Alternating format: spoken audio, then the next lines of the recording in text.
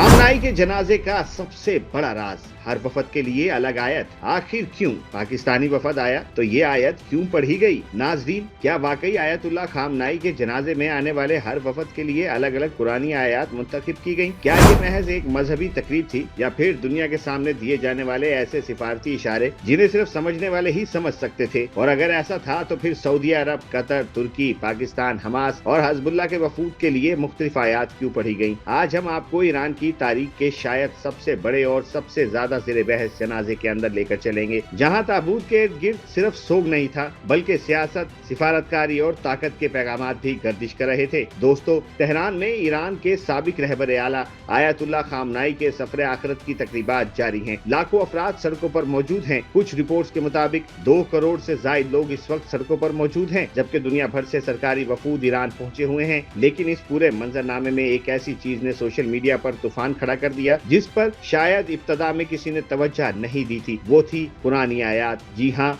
मुख्तलिफ वफूद की आमद के वक्त मुख्तलिफ कुरानी आयत की तिलावत। सवाल ये उठा कि क्या ये महज इत्तफाक था या फिर हर आयत अपने अंदर एक सिफारती और सियासी पैगाम समोए हुए थी। सबसे पहले बात करते हैं सऊदी वफद की। जब सऊदी नुमाइंदे ताजियत के लिए हाल में दाखिल हुए तो सूरह आल इमरान की आयत नंबर 13 की तिलावत की जा रही थी। ये वो आयत है जिसमें 2 ग्रोहों का जिक्र है, एक अल्लाह की राह में लड़ने वाला और दूसरा मुखालिफ कुव्वतों का। सोशल मीडिया पर कई अरब मुबस्सिरीन ने इसे ईरान की जानिब से एक अलामती पैगाम करार दिया। कुछ तज्जियाकारों के मुताबिक ये खिते की हालिया कशीदगी और ताकत के तवाजुन की तरफ इशारा हो सकता था। अगरचे इस दावे का कोई सरकारी सबूत मौजूद नहीं। फिर कतरी वफद आया। इस मौका पर सूरह फतह की आयत पढ़ी गई जिसमें मगफिरत, कामयाबी और सीधी राह दिखाने का जिक्र है। कई सार्फिन ने इसे कतर और ईरान के निस्बतन मुस्बत ताल्लुकात के तनाजुर में देखा। इसके बाद तुर्क वफद की आमद हुई। यहाँ सूरह निसा की वो आयत पढ़ी गई जिसमें अल्लाह की राह में जिद्दोजहद करने वाले की फजीलत बयान की गई है। तुर्की के इलाकाई किरदार और इसकी अस्करी व सियासी हैसियत को देखते हुए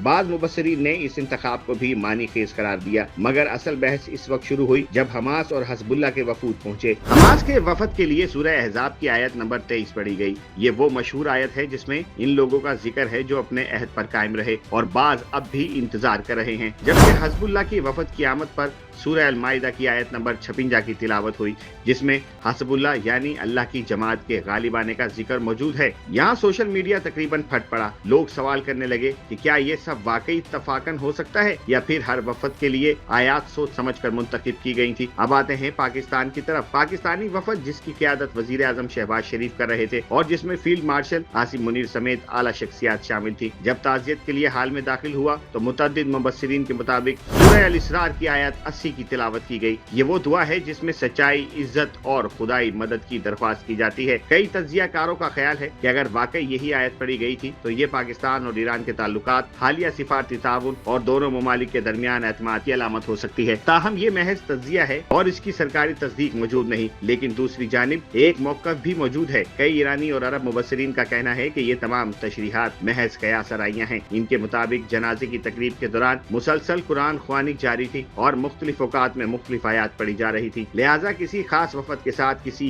खास आयत को जोड़ना दुरुस्त नहीं। दिलचस्प बात यह है कि ईरानी हुकाम ने अब तक इस हवाले से कोई वजाहत जारी नहीं की और शायद यही खामोशी इस बहस को मजीद हवा दे रही है। लेकिन आयत से भी बड़ा सवाल कुछ और है। ये जनाजा सिर्फ एक मजहबी और कौमी तकरीब थी या ईरान इसके जरिए दुनिया को ये दिखाना चाहता था कि जंग, पाबंदियों और बैरूनी दबाव के बावजूद इसका निजाम मजबूत और मुत्तहिद है। कई सियासी मुबस्सिरीन का ख्याल है कि करोड़ों अफराद की शिरकत, कई दिनों पर मुहित तकरीबात, दुनिया भर से आने वाले वफूद और रियासती सतह पर गैर मामूली इंतजामात दरअसल एक ताकतवर सियासी पैगाम भी थे। पैगाम ये कि क़यादत बदल सकती है, अफराद रुखसत हो सकते हैं, लेकिन रियासती निजाम बरकरार रहता है। यही वजह है कि बाज़ तज्जियाकार इस जनाजे को सिर्फ एक आखिरी रसूमात की तकरीब नहीं बल्कि ईरान की सियासी तारीख का एक अहम मोड़ करार दे रहे हैं। सवाल अब भी अपनी जगह मौजूद है, क्या मुख्तलिफ वफूद के लिए मुख्तलिफ आयत वाकई सोच समझ कर मुंतखब की गई या फिर सोशल मीडिया ने एक मजहबी तकरीब को सियासी इसरार में तब्दील कर दिया? फैसला आप पर छोड़ते हैं। कमेंट सेक्शन में जरूर बताइए कि आपके ख्याल में